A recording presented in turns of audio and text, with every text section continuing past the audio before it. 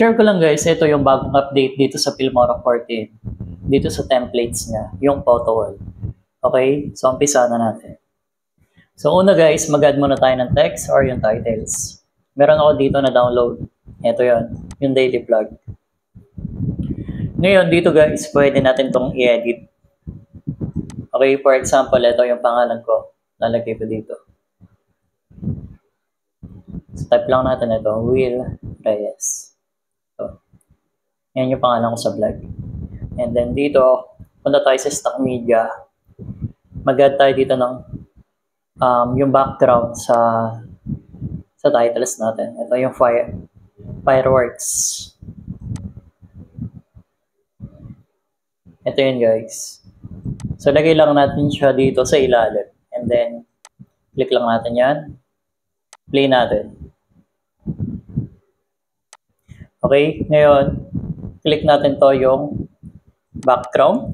Adjust natin yung opacity para makita yung titles natin. Okay, and then next, pantay lang natin ito sa titles.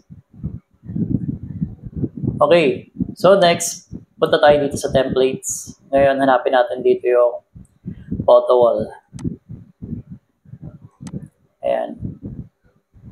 Ito yun guys. Click lang natin yan. And then yan. Ando muna natin to. Adjust lang natin dito sa dulo.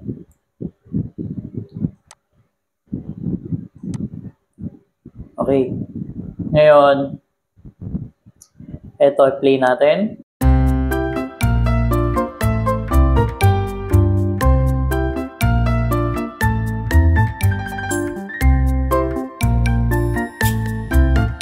Okay. Ngayon, paano ba palitan ng mga picture yan? Ganito lang. Click nyo lang yan. And then, dito guys, pwede nyo palitan yan isa-isa.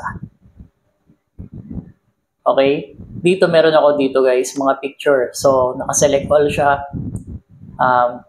I-add ko na lang lahat to dito sa templates.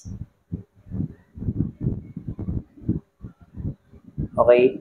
So, play natin yan.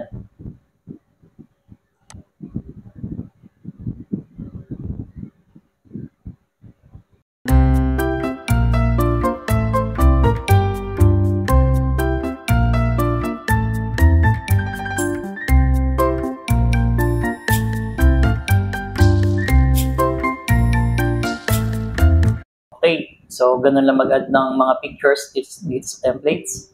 Ngayon, i-mute natin yung music. And then dito, maglalagay tayo dito ng background music. Ito, yung Smart BGM Generation. So wait lang natin matapos yan guys. Okay, so meron tayong background music. Ngayon, dito naman, maglalagay tayo ng transition.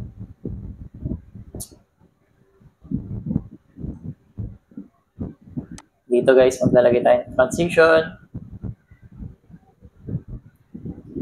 Ito, hindi gagamitin ko.